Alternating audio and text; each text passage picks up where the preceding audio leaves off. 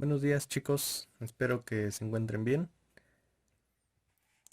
Este video corresponde a la primera clase que vamos a tener y vamos a ver el tema de razones trigonométricas en el plano cartesiano.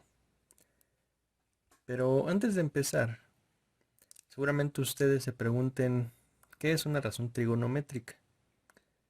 ¿Qué es una razón trigonométrica en el plano cartesiano? Bueno, vamos a empezar por partes. Primero, ¿qué es una razón? Una razón es una división, digámoslo así, expresada en fracción. Por ejemplo, una razón de dos números puede ser A entre B. O, por ejemplo, si queremos expresarlo en números, podemos decir que tenemos una razón de 5 tercios. O, al contrario, una razón de 3 quintos. ¿Ok? Entonces, una razón es una división expresada en fracción. Ahora, ¿qué es trigonométrica? Bueno, la palabra trigonométrica la voy a escribir aquí. La vamos a dividir en tres partes.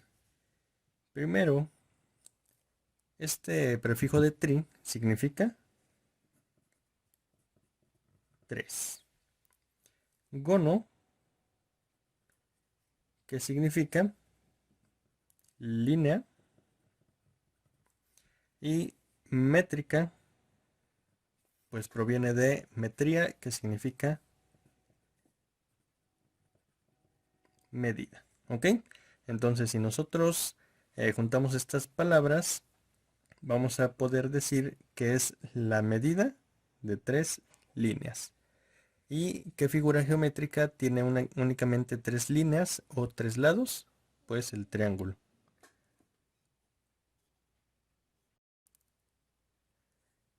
Entonces, la trigonometría se va a aplicar únicamente a figuras triangulares. ¿Ok?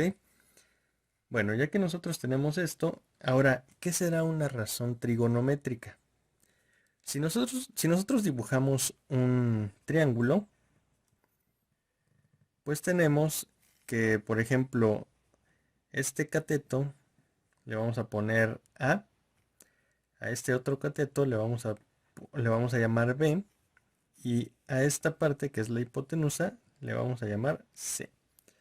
Entonces, una razón trigonométrica pudiera ser la relación ya sea entre dos catetos o entre un cateto y la hipotenusa. Por ejemplo, una razón de este triángulo pudiera ser A entre B. O bien pudiera ser A entre C o B entre C, etcétera, etcétera. ¿Ok? Todo va a depender de la situación del triángulo o la situación que nos pida. ¿Ok?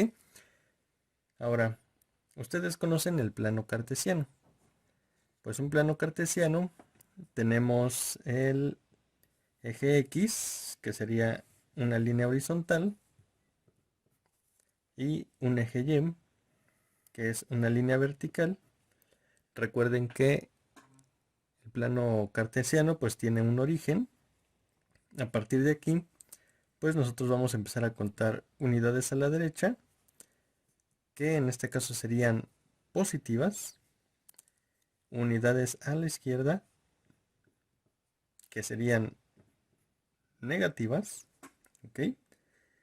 Ahora hacia arriba, en el eje de las Y, serían unidades positivas en Y, y hacia abajo, unidades negativas en Y. ¿Ok? Hasta ahí espero que todo esté bien. ¿Ok? Ahora, vamos a pasar ya a las razones trigonométricas como tema.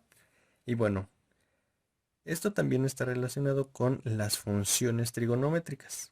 Seguramente ustedes las recordarán o las han visto en años pasados. Vamos a empezar con la primera y la más básica. La primera función es, voy a ponerla aquí,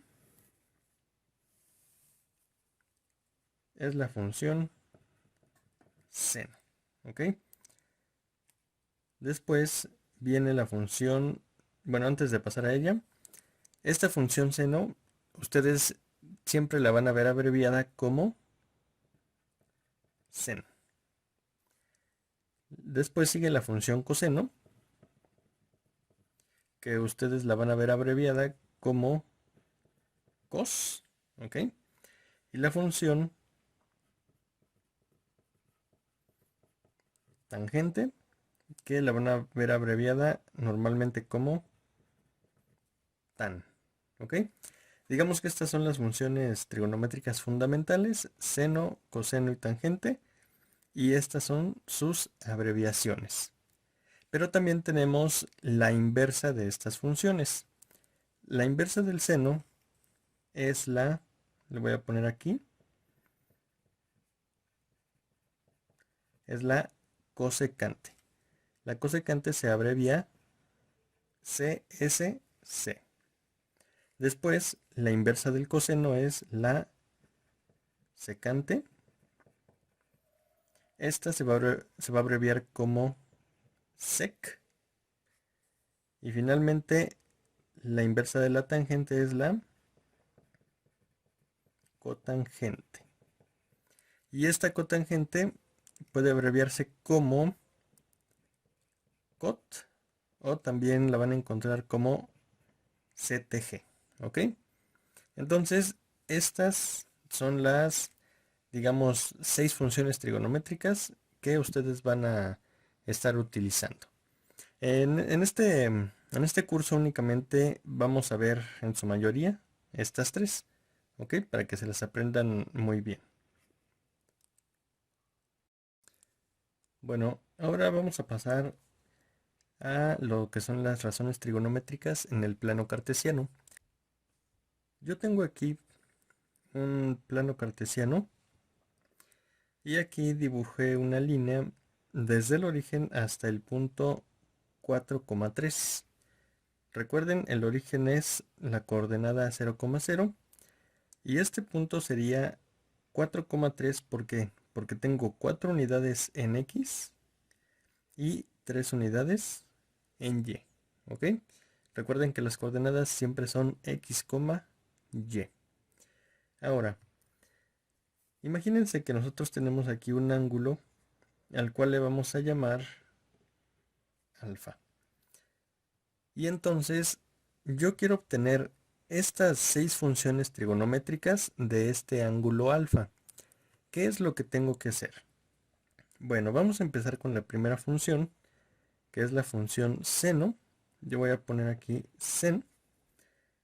Y algo que debemos grabarnos es que seno de, antes de poner el igual, tengo que poner el ángulo al cual me estoy refiriendo, es decir, seno de alfa, es igual a, y la función seno está dada por el cateto opuesto entre la hipotenusa de un triángulo. Aquí, antes de que yo empiece a calcular, bueno, de que empiece a hacer los cálculos con estas funciones, debo conocer cuánto vale la hipotenusa. Entonces, yo conozco el cateto opuesto, que en este caso valdría 3, pero no conozco la hipotenusa. Entonces, antes de continuar aquí, yo tengo que calcular esta hipotenusa. ¿Cómo la calculo? Con teorema de Pitágoras, ¿ok? Recuerden que yo tengo este cateto, tengo este otro cateto de aquí, y este lado más largo siempre va a ser mi hipotenusa del triángulo. Y recuerden que este es un triángulo rectángulo, ¿ok? Porque tiene un ángulo recto. Entonces, aquí vamos a calcular, a este le vamos a poner letra C, y vamos a decir que C cuadrada es igual a cuadrada más B cuadrada, que es lo que dice el teorema de Pitágoras. ¿Ok? Ahora, c cuadrada no la conozco. Esto es igual a cuadrada. ¿Quién sería? Puede ser cualquiera de estos dos. Yo voy a decir que es el valor del eje X, que sería 4. 4 al cuadrado más b, que sería la medida aquí del eje Y, más 3 al cuadrado. ¿Ok? C cuadrada es igual a 4 al cuadrado es 16, más 3 al cuadrado es 9. Y c cuadrada es igual a 25. 16 más 9, 25. Y este cuadrado lo quito con raíz cuadrada. Raíz de c al cuadrado es igual a raíz de 25. Esta raíz con este cuadrado se me va. Y finalmente tengo que c es igual a raíz cuadrada de 25. Y c es igual a raíz cuadrada de 25 es 5. ¿Ok? Entonces, esta hipotenusa vale 5. Entonces ya puedo continuar con mis funciones trigonométricas. Entonces, el seno de alfa es igual a el cateto opuesto al ángulo, obviamente, que vale 3, entre la hipotenusa, que vale 5. ¿Ok? Quedaría así.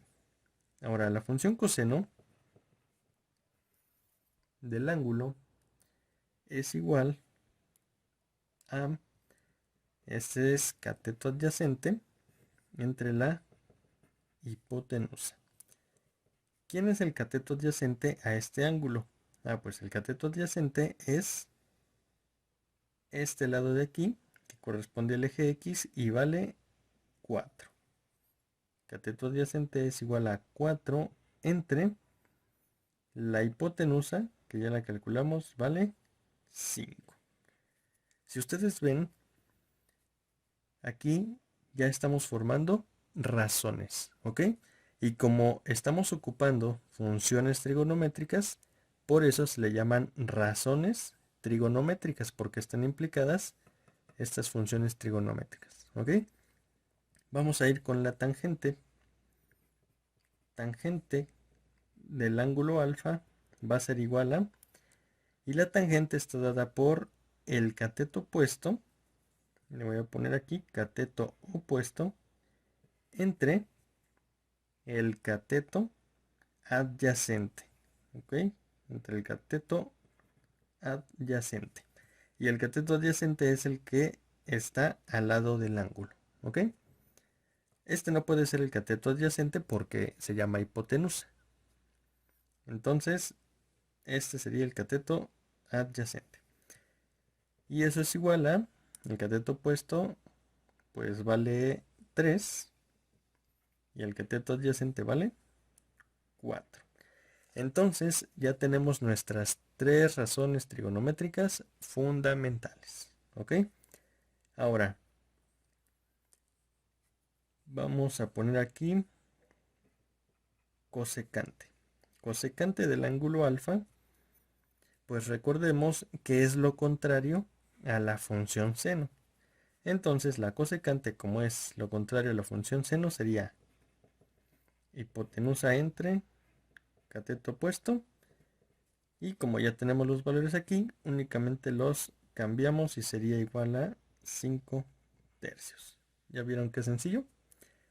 El coseno, la inversa del coseno es secante. Entonces aquí le vamos a poner secante del ángulo alfa, de este ángulo, va a ser igual a, como el coseno es cateto adyacente entre hipotenusa, únicamente lo cambiamos y va a quedar hipotenusa entre cateto adyacente.